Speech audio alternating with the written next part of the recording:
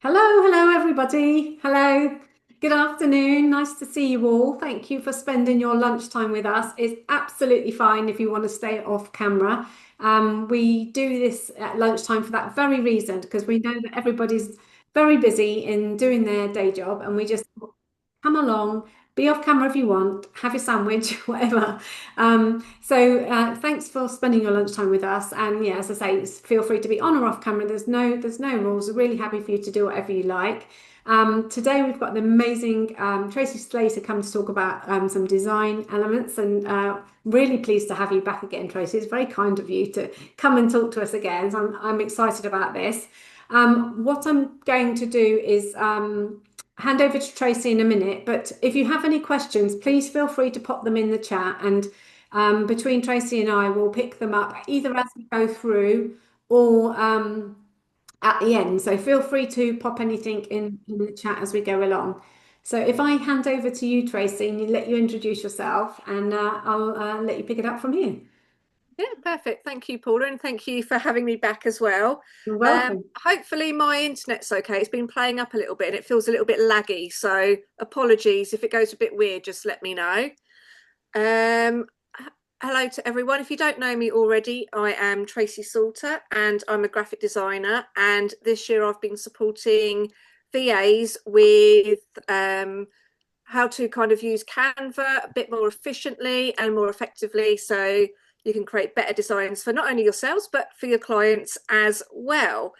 So I'm going to share my screen and then we can jump straight in. And as Paula said, any questions, I probably will come to them at the end, but there is one question in here that I'm going to ask throughout. But I don't know, sometimes I can't see the chat, so we'll wing it a bit with that one. Right. So let me just share my screen. I've got it all here ready. So let's just do its thing. Can you see my screen first of all, Paula? I guess is the question. Yes, I can. Yeah. Perfect. So I'm just going to go into present mode just so it makes it a bit more bigger. Prevent full screen. There we go. Right. Okay. So, welcome to today's session. Today, we're going to talk about the design foundations with Canva.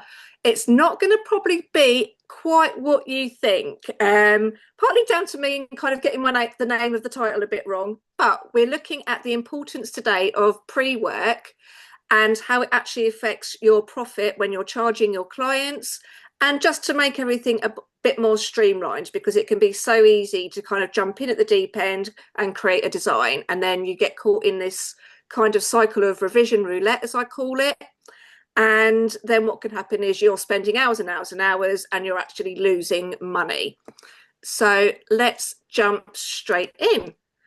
So today what we're going to look at is finding out a little bit more about what you can actually ask your clients, essential questions that you can ask them to find out exactly what they need when it comes to a design. This kind of goes hand in hand with what I call the mind reading skills. A lot of my clients will say to me when I'm doing designs for them, "Oh, Tracy, you've created exactly what's in my head." And it's not magic. It's just knowing what exactly to do and the right questions to ask. So I'm going to share with you some of the tricks and tips that I use with my graphic design clients. We're going to learn how to catch design disasters before they even start. I know from speaking to quite a few VAs that a lot of people have ended up in this cycle with their clients where this project's ended up being from one thing that seems quite simple into an absolute beast, and it's just gone into a complete nightmare. So we're going to look at some things that you can catch ahead of time. And we're just looking at the bigger picture as well, because this can be another area where that kind of gets lost in the process. And again, it can affect obviously your profit at the end of the day, along with a complete nightmare and just endless revisions as well. So a little bit about me. First of all, I won't bore you too much. I'm Tracy Salter. As I said, I've got 20 odd years graphic design experience, and I support VAs and small business owners with using Canva more effectively. I've been doing my freelance work for the last actually, I need to update this because it's 6 years now, just gone my business birthday. I've got two teenagers pretty much who keep me on my toes, along with my two cats, one of which is having a funny 5 minutes at the moment. So if you see her mucking about in the background, yeah, that's what's going on. And I love being out in nature. I love chocolate as well, which means that I have to go to the gym and out for more walks to counterbalance that. And I'm that person that's always cold. I've always got an electric blanket on, especially today, because it's cold. And below here, you can just see some of the people I've worked with over the years and companies, from large corporate companies such as Dalding, Kindersley and Penguin Books and Row Point Instruments, through to smaller businesses, but equally as important. And here's just a few of the examples and clients that I've been working with and designs I've created. I won't bore you with those. Sorry, the cat's going absolutely mad. I don't know what she's mucking about with there.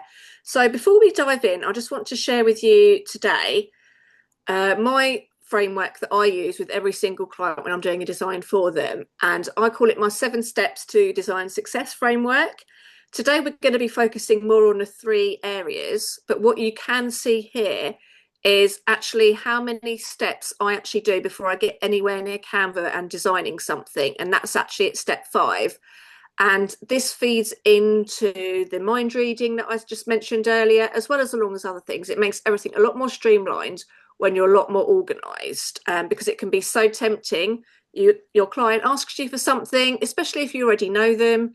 It's very easy to jump straight in there and start the design without doing any of the pre-work. So I'm going to introduce you today to 2 VAs, and we're going to follow their journey throughout this session here. And what I really like with this idea is that you can see the impact that it has with one VA as opposed to the other, and the different routes that they take when they come to designing something for their clients. So we've got Bella here on the left.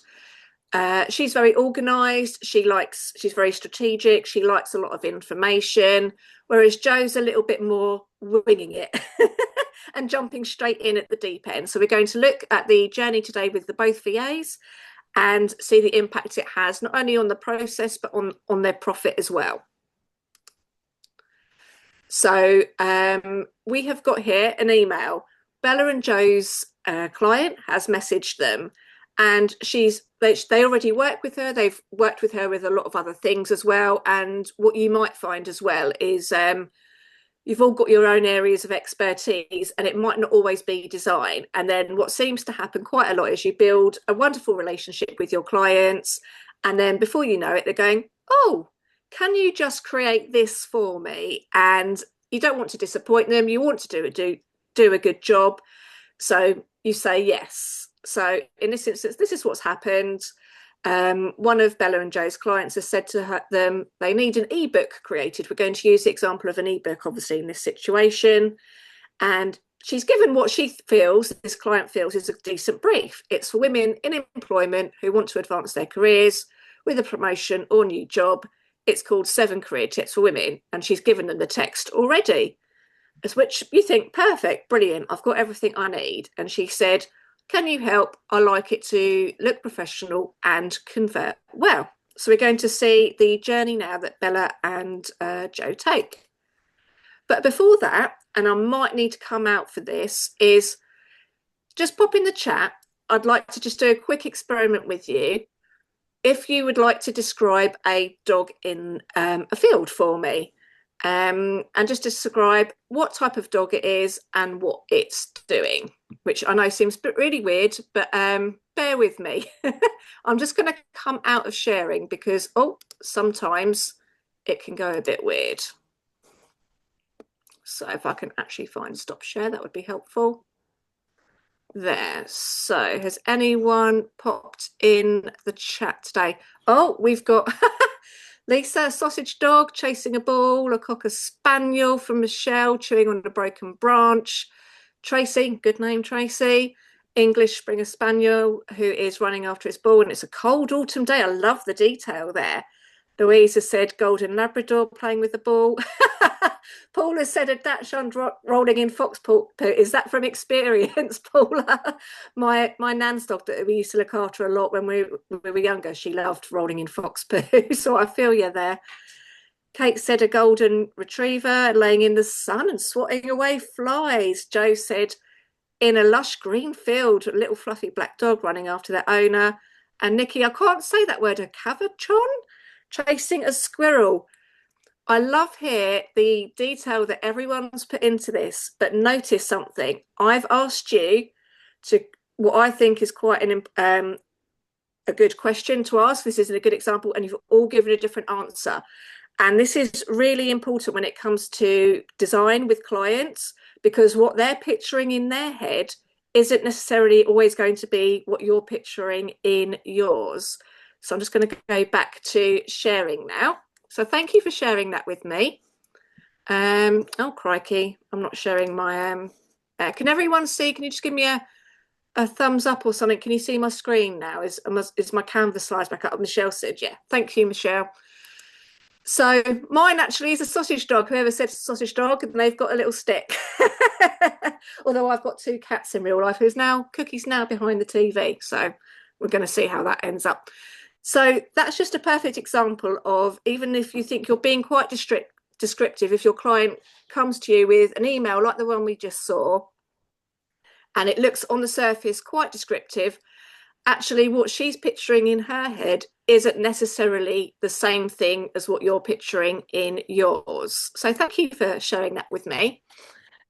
So we're going to jump straight into step one, which we saw on the framework a minute ago, which is the discovery section. So referring back to that email that we just saw a minute ago, Joe's actually critical mistake here is taking her client's instructions at face value. Because don't forget as well, their client has given her an overview of what she wants, and she's given them the text as well. So it can be very easy at this stage to kind of think, I know, I've worked with you already. I kind of know you a little bit. Yeah, I'll crack straight on. So Joe's replied and said, yeah, sure, I can create a beautiful ebook for you and I'll get it ready for you by tomorrow. Bella's a little bit different with her approach, but she's decided that she needs to have a few more questions before she gets going with the design. And this is a key thing here as well. She's asked her client whether she'd prefer a form or a call. Now, the reason I mention that at this stage is because over the years, I've discovered that everyone likes to work slightly differently. If I had it my way, I'd be sending everyone a form because it's easier for me. I can just look through the questions and the answers and, get on with things. But not everyone works like that. So, and you've probably already got an idea if you're working with clients already, you've probably already found this yourself with like other bits that you do for them, that they might prefer different ways of communication. So this is really key when it comes to it, and it's going to help you. It might feel a bit of a pain in the bum sometimes, but learn to kind of have that midway point. So I've got some clients that I can just get all the information I need to do my job, and I can get it better on a call. But if you have a set of questions, we're going to go through those shortly. But if you've got a set of questions that you need to find out from them, you can work out the best way to work with your clients. So Bella actually uses the impact framework, and you feel free to screenshot this if you want as well. So, and it's basically finding out all the basic information that can sometimes kind of get lost, especially when you do have that familiarity with your clients. So it's kind of pretty much the what, where, who, when, why. So we're going to start off with I and its intention and audience. So remember, this is for an ebook. And this might seem quite extreme for something so simple, but believe me, this is really going to help you when you actually get to the design stage. So it might seem quite obvious, but first one is finding out the intention of the ebook and who it's for. So who is it for? Is it a paid ebook, like a paid resource? You know, a lot of people will offer now quite low cost resources. Is it a free one? What is it for? Is it to build somebody's audience? Is it to bring in more visibility? What is it for? and what problem does it solve for this audience? So you can start to factor those kind of things into the design as well. Method and format. So again, sounds quite simple, but how is it going to be used? Which kind of interlinks a little bit with the first thing that we just mentioned. So, for instance, are they going to be sending it out digitally, this ebook? Are they going to be putting it on their website, in an email? How are they just going to be DMing people with it directly? We need to know the size of it then, which affects the size, you know? If people are printing it out, perhaps as part of a course, for instance, then you might again need to adjust the design slightly for that. This will also come into play with actually then finding out a little bit more about, you know, the platforms and formats, which interlinks quite nicely as well with the purpose and funnel. Because as VAs, you might also be involved with building emails for your clients, with building nurture sequences, with putting things on your clients' websites or social media.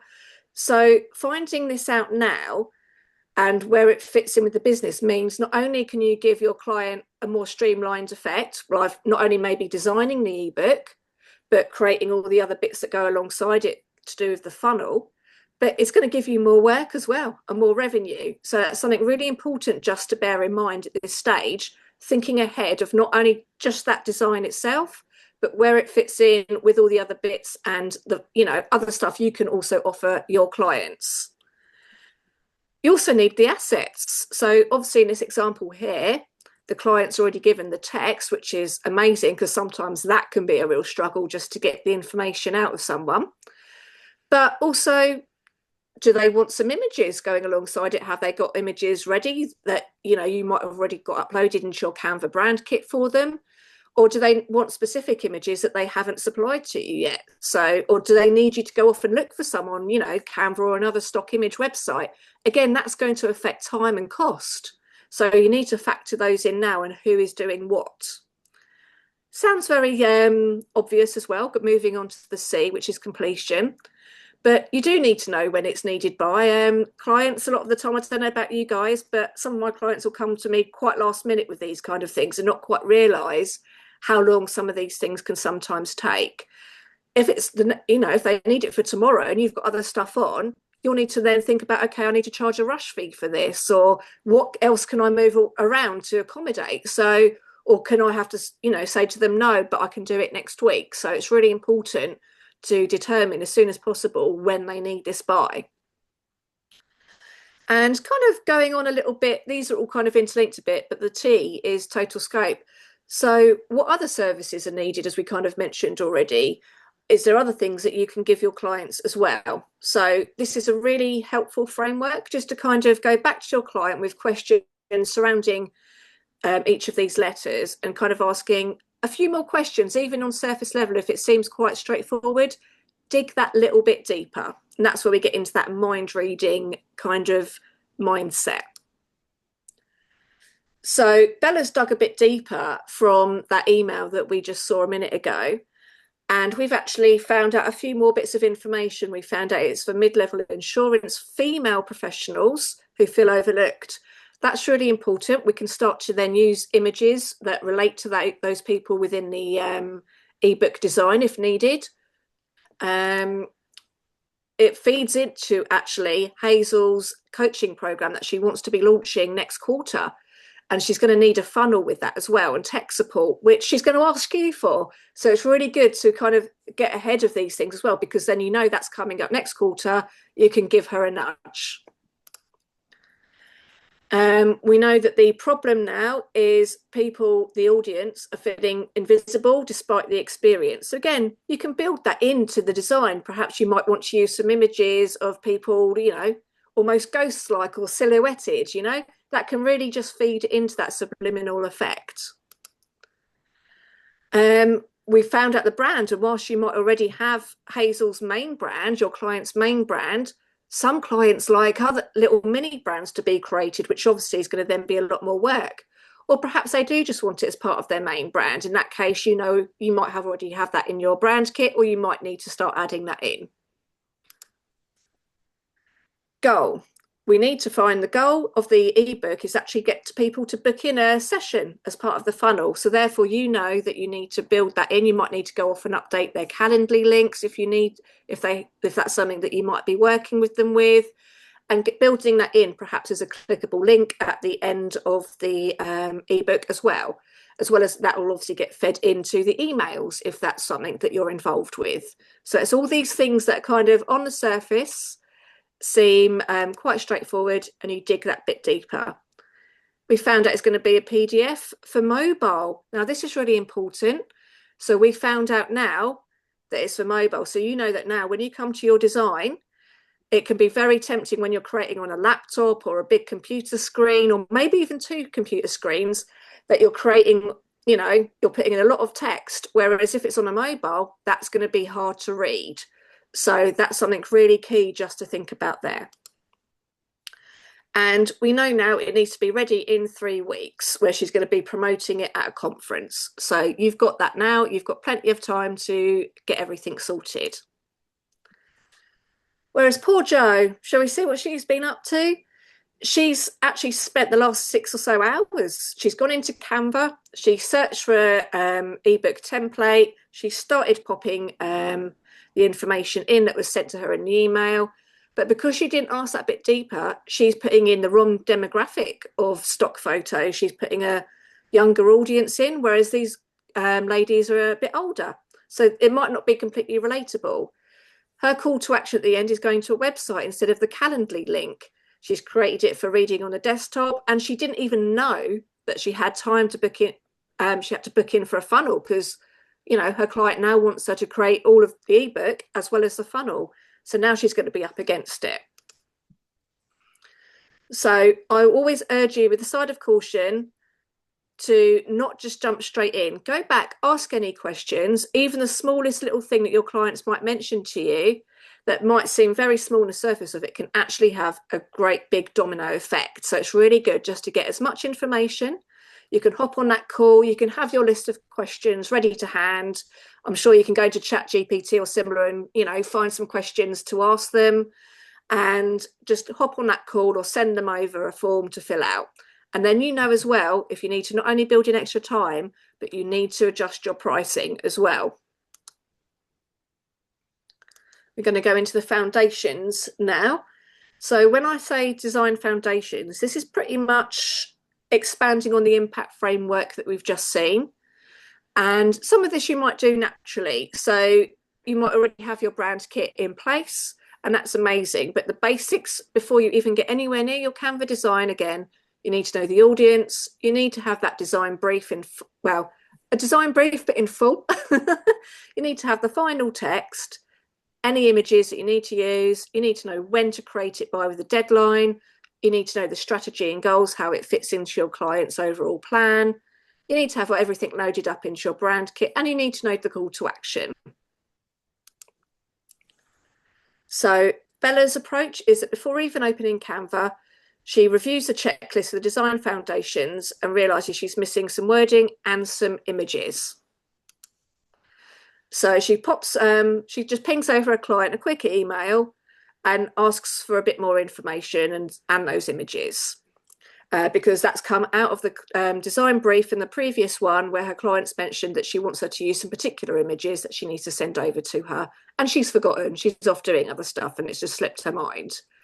So Bella's just waited a couple of minutes for clarification rather than guessing. Whereas poor Jo, she's now on revision 2 because she's starting to get caught in that revision cycle. And she's realised, and her client's seen it and starting to get a little bit annoyed with her, because she's like, oh, the call to action's wrong.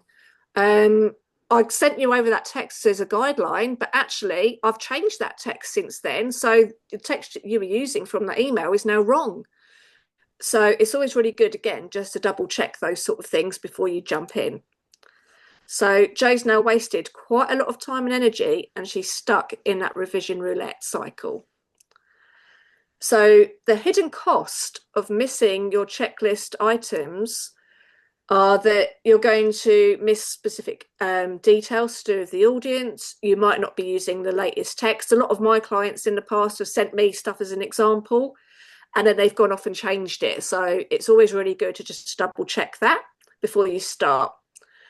I would also say on that note, I've put a note there about placeholder text. Some people do use placeholder text. You can get lorem ipsum or similar. You might even see it already on a Canva template. The trouble with that is that there might be one paragraph there that you've created a nice design around, and then when your client comes to it, they've given you a whole essay to fit on that same site, that same bit of paper in that same area.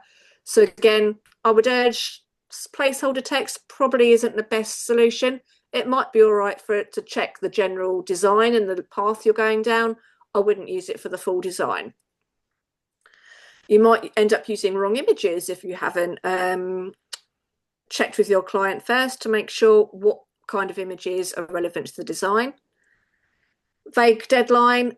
Some clients don't necessarily always have a particular deadline in mind. Some of my clients think that they're being really kind to me because they'll go, oh, you know what, I'm not in any rush for it. Just do it when you can. And I always have to say to them, look, give me a deadline. If you don't give me a deadline, I know myself, I will just leave it to the bottom of the pile and then it become urgent. You guys might be a little bit more organised, but either way, it's good to know when you need it to create it by, so you don't have any unexpected rushes or anything like that. Make sure you've got that call to action, so you're linking stuff in the right place. It just avoids going backwards and forwards and maybe even having to redesign bits. And sometimes you just haven't got that complete picture. So you've actually, now found out that you need to create all the emails and the social media promotion for this ebook as well. So again, you can factor that into your time and cost, or if you're on retainer, you might have to look and go, hey, this is going to take so many hours. You've got asked me to do other stuff as well. What shall I prioritize? Or do you want to get some more hours in for this month? So it's just all these things to consider. Because otherwise, what ends up looking like a really quick, easy project becomes a really big mammoth beast of a project with multiple revisions and a frustrated client. And don't worry, I actually have dropped in a few, I just wanted to say now as well, I've dropped in a few design tips at the end, right at the end as well. So we can have a look at some do's and don'ts for designs as well. But this is obviously focused more on the pre-work. So now we're going to take a look at the strategy in a bit more detail. So we're going to look at the customer journey and the tech that you might need to use as well for your client. So Bella's big picture, she's asking herself and her client, well, what happens after someone downloads this ebook, So the actual journey becomes an email sequence, the sales page, and buying something. So not only has she got to create the ebook design, she's got her clients expecting her to go into her WordPress or a Wix or a Squarespace, whatever she uses, and create her a landing page, or maybe in MailChimp, ActiveCampaign, whatever they use. So that means if you haven't already, you might even need to start to get all the passwords and, sorted for all of that stuff as well, and the text for all of this. She also finds out that she needs to create all the email headers and the promotional social media graphics to go alongside this, because Bella's got a great relationship with her client and she just trusts her to do all of this for her. But Jo assumes that the ebook actually stands alone and she hasn't actually thought about everything else. So she's not only making poor decisions when it comes to the design, with generic CTAs, no connection to anything else in that funnel or the marketing materials or services, but she's missing opportunities for, extra work and to support her client.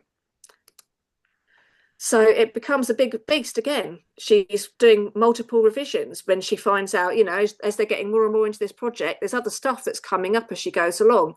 She's working longer hours for less impact. And she's having that last minute panic when she suddenly realizes her client wanted her to do all the other stuff, that landing page, those emails. And she's kind of already committed to the price now. So she feels a little bit embarrassed almost to charge more. So she feels she's made that decision now to suck it up and just keep it for those hours on that retainer. Or, and she's just going to work more for less or for even nothing.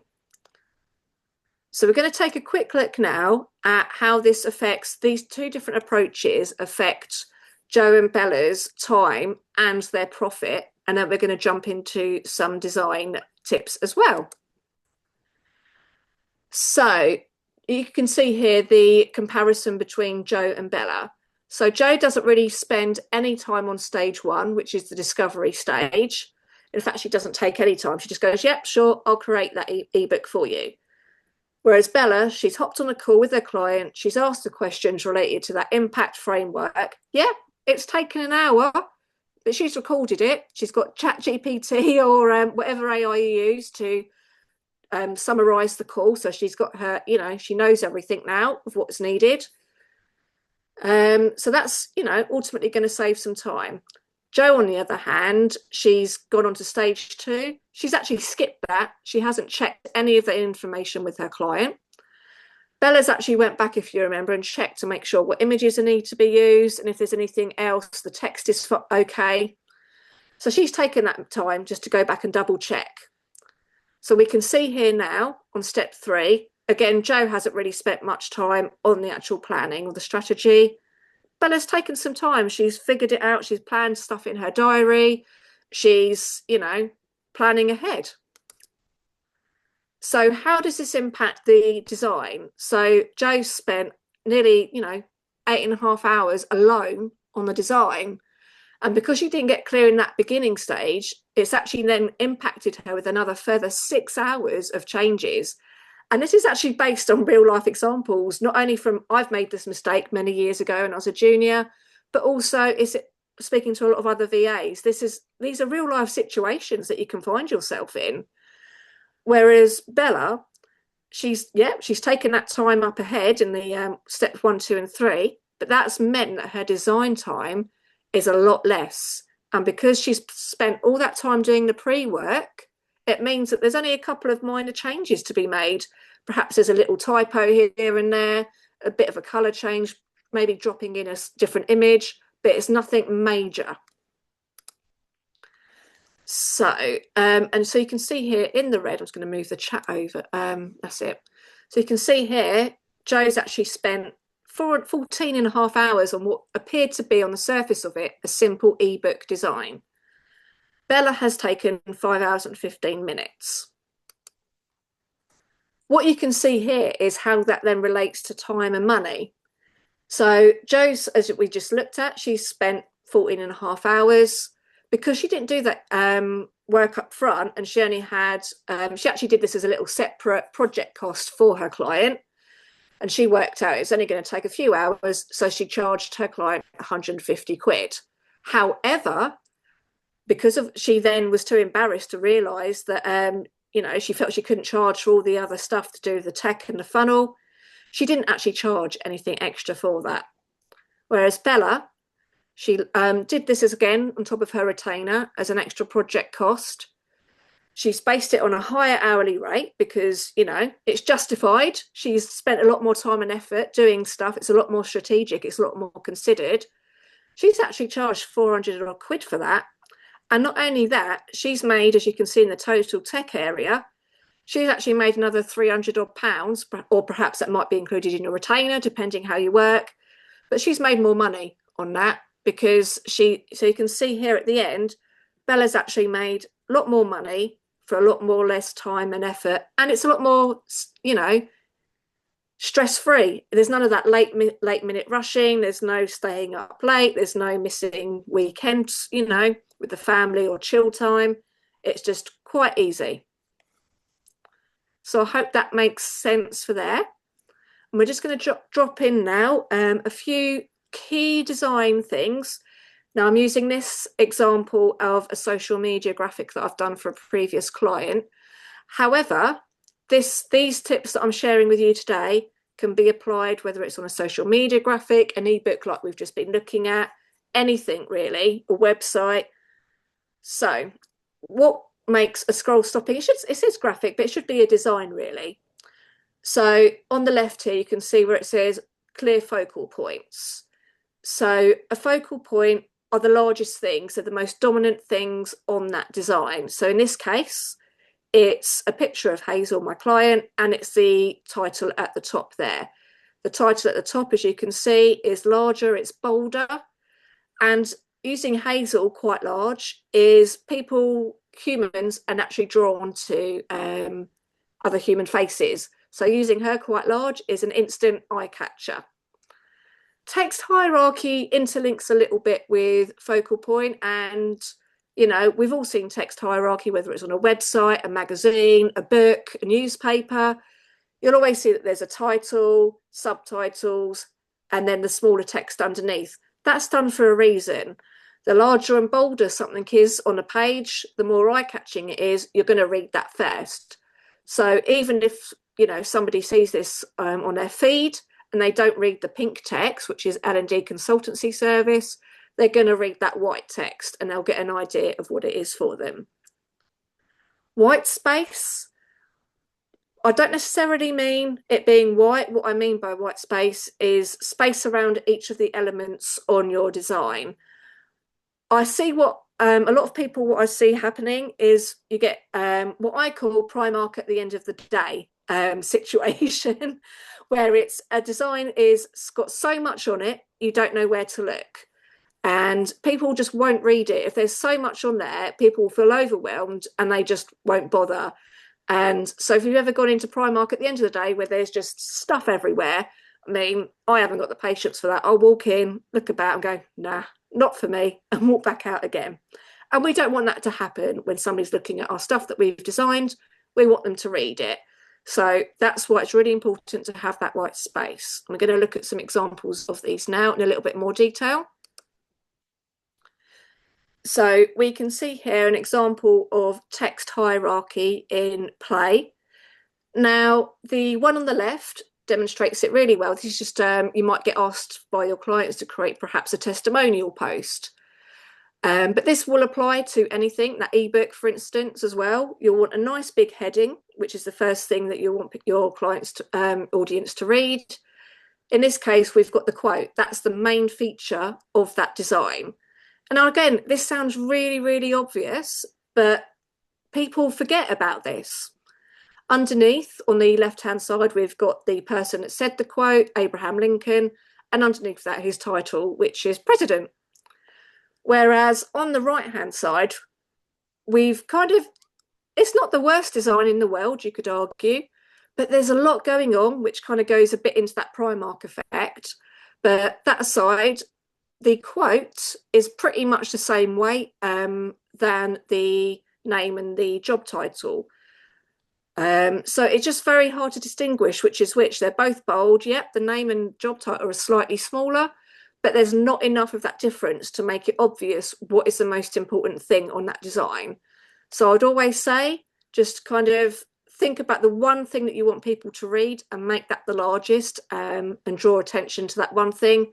Anything underneath that, if they read it, is a bonus, and they will.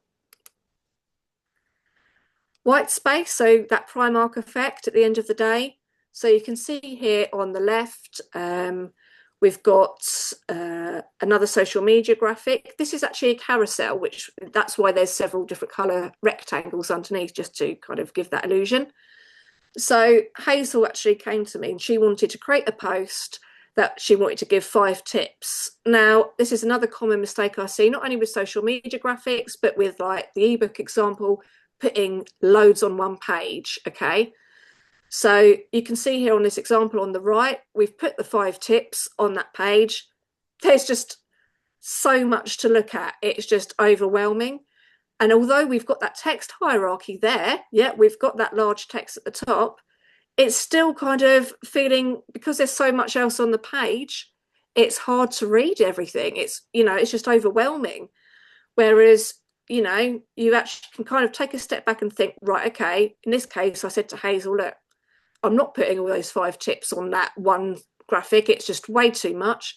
Instead, I'm going to put it onto a carousel and I'm going to do 1 tip per page, per slide. Okay, so it's just down to your clients will kind of, they'll want you to guide them a little bit, so that's, again, don't take everything at face value. Kind of think, what would you like to see on an ebook or a social media graphic? Would you read that? If you wouldn't, then 9 times out of 10, other people won't as well. So this is where that white space really comes into play. You can see on the left-hand example, We've got space at the top and bottom. Top before the title. There's a nice space in between the title and the next bit of text. And actually, we haven't got anything else on there. We've just got the arrow to show to swipe over. And last but not least, touching on that focal points that we mentioned a minute ago. This kind of follows on a little bit from the text hierarchy, as you can kind of start to see they're a little bit interlinked. So focal points here, I've decided again that, as we looked at in the last example, I want Hazel to be used quite large because, as I said, humans are drawn to other faces. And I've just used career advancement as the main message, quite nice and large. So that naturally, when you first look at that graphic on the left, you'll read career advancement and see Hazel's face pretty much at the same time. Then naturally underneath, you'll start to read, a bit like a magazine, you'll start to read everything else on that page. You'll read the coaching program and you'll read the cost in the bubble as well. Whereas the one on the right, yeah, okay, the main focal point, you're not quite sure. The text is all a similar size. It's fighting for priority, fighting to be read. They're fighting each other. And actually the bubble's huge. And that's probably that. And even though Hazel's picture is a bit smaller, we're still going to see her first, but she looks like she's levitating a little bit as well. So always remember to, if you're doing people, just make sure they're kind of anchored to something in some way so they don't look like they're levitating. But actually what people will see next is the 8 weeks 800.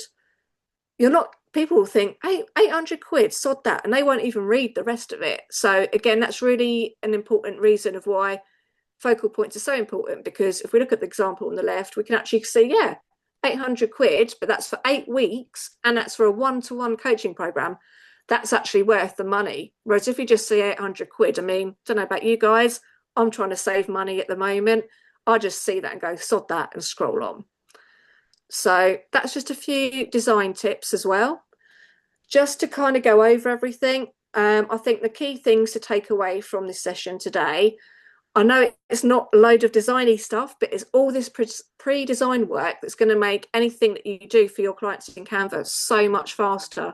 If you have that discovery stage, you have all your foundations in place, you're digging that bit deeper, you're finding out the strategy as well. You're finding out not only what they need doing now, but in Hazel's case, she actually wanted to do something next quarter as well. So you can start to know things for your pipeline as well. You know that in 3 months' time, Hazel's going to ask you to do her next launch with her, and that's going to be some money in the bank for you as well, and some work in the pipeline. It'll affect your pricing as well. Once you get a bit more streamlined and practical for this, you can actually charge more premium rates, and you'll feel comfortable to as well, which is really key, because sometimes it can feel really, really icky when you're charging a lot for something and you feel like you're winging it a bit. It's going to help free up a lot more time and work more efficiently, and it's going to reduce those revision cycles as well. So we're coming to the end now. Bella's feedback is that she said she used to dread client design requests. Her actual forte is more the technical side and the funnel building. But she says now that she knows what to do and why, she feels more confident, she can work faster, and she can charge premium rates for her custom work. I've got a little thing that's in the pipeline for myself as well, if anyone is interested. Social media banners that work first time. This is a really short video tutorial training by me. And in it, we're going to be looking at, I don't know about you guys, but if you're creating social media profile banners for either your clients or yourselves, you've used a Canva template, you've uploaded it, and then half your stuff's chopped off or hidden by your profile picture. This will talk you through how to do that so you don't have any of those issues. You create it, it looks perfect first time across every device on mobile and desktop. It's a short tutorial and you'll get some Canva templates as well. And I've got a waiting list where you'll get it at the early bird price of £19 and it'll go up to 27 after. So if you're interested, just check me out on designology.co.uk, and in the resources there, you can find out some more information. Right, so that's the end of the talk. Oh, Hannah says she has to leave, but really helpful so far. That's fine. Has anyone got any questions? Oh, I've seen Tony's put something in there. Regarding design tips, do you have any tips for event posters? Ah, now that's a really good question. And I think actually the same things I've just said about, it's down to you to find out exactly what you can streamline.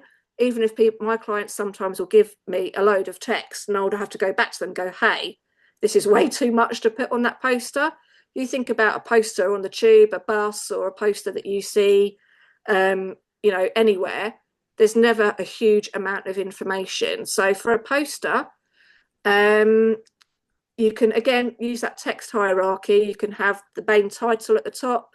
You can have the what, where, and how to book, perhaps in a bit smaller. The booking might be important, so you might just want a QR code for that, and a nice big image. The main thing is going to be a big image, a big title to capture people's attention.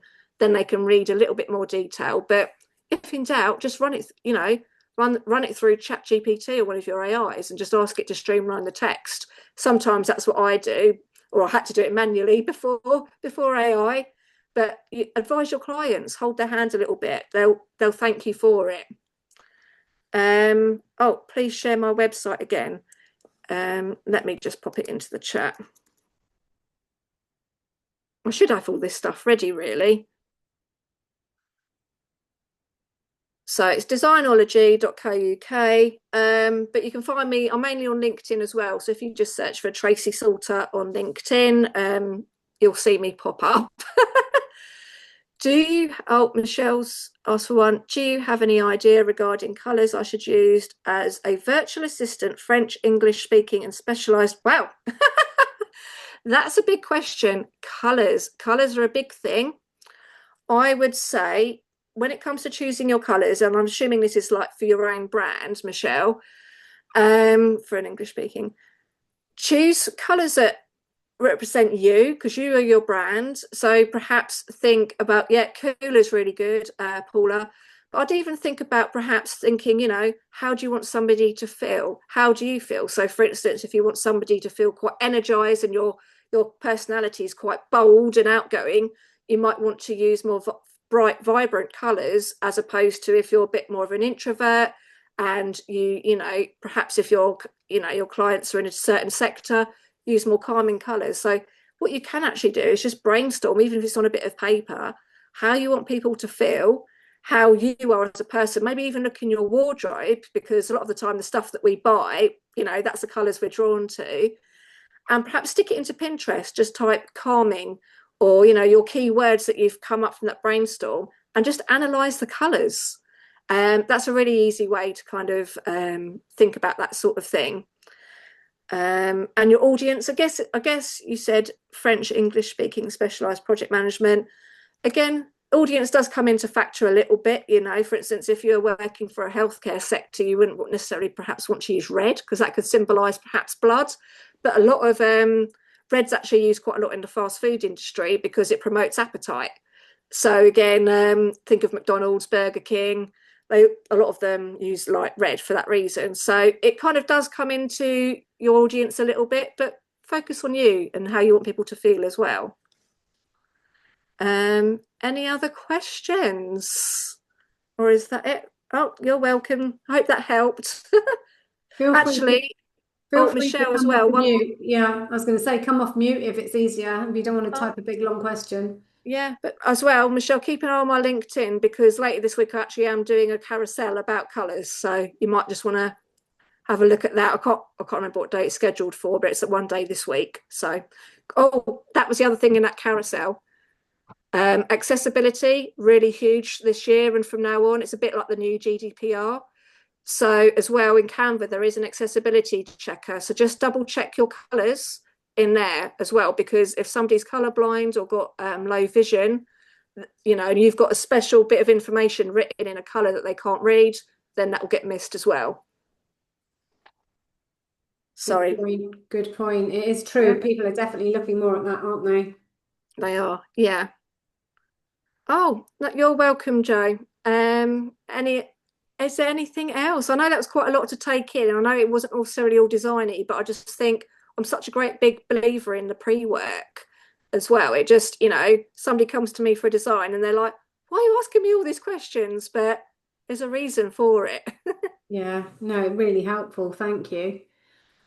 Well, Most I'll look, see welcome. if anybody wants to add any more questions, but that's really helpful, Tracy. Thank you so much. I love listening to design, anything design oriented. So it's been great for me too.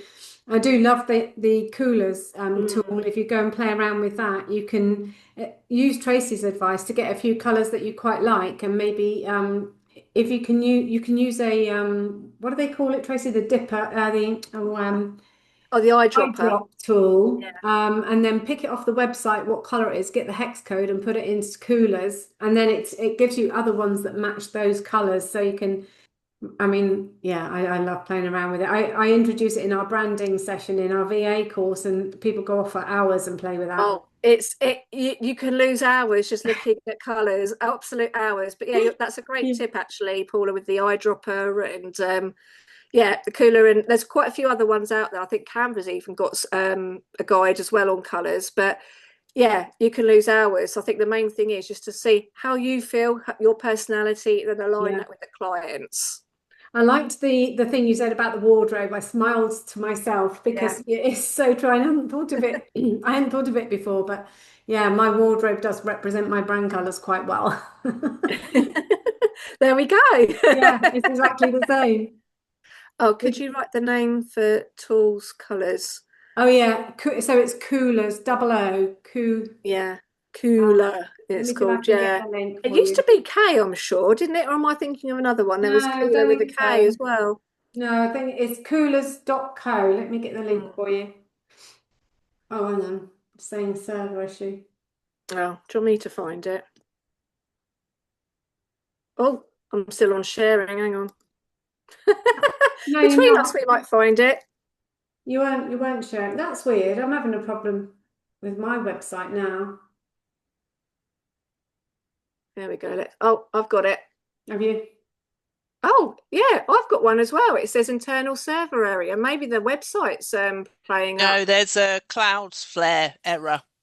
Yeah, Yeah. I'm getting It's that as well. yeah, it's all over LinkedIn at the moment. Oh, Yeah, Oh, it's down again. This is what the third thing that's gone down in the last few weeks. oh, do you know what? That might explain why I was trying to add a card to my featured section this morning and it was just going all really weird. Yeah, yeah. So there's obviously a problem. So it's a case of just ah, having to wait.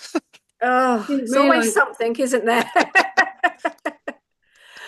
Well, thank you, everyone. If you do have any other questions, feel free to message me or follow me as well. I'm starting to post more tips and everything because, yeah, got out of the habit of doing that lately. Yeah, we all do that, don't we? Times that we're better at it than others. Yep, yep. Life sometimes just lifes. Absolutely right. Thank you, Tracy. So just a quick note before we go. We don't do, for those of you that have not been before, thank you for joining us. You're very welcome. We try to do a masterclass every month. It's totally free. We do invite the person to come and talk to us, and they're welcome to share any offers that they've got. So that is part of the deal. But I just think these things are really invaluable. Um, so we try to do it every month. We don't tend to do August and December for obvious reasons. So our next one's going to be in January.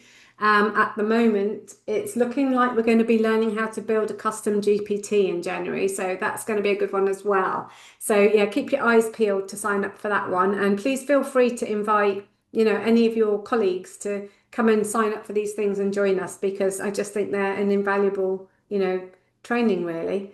Really helpful, and it's a good way to spend your lunchtime. Well, thank you for having me, Paula, and lovely to see everybody here as well. So No, you're thank welcome. you. Thank you, Tracy. Really, really helpful. Really appreciate your time. You're welcome. I'll pop a link in the group if that's all right Yes, to of course. every Yeah, bits as well. Yeah, yeah, of perfect. course. Have a good rest of your day then, everyone. Take care. Bye for Thank now. you. Bye. Thank you. Bye. Bye.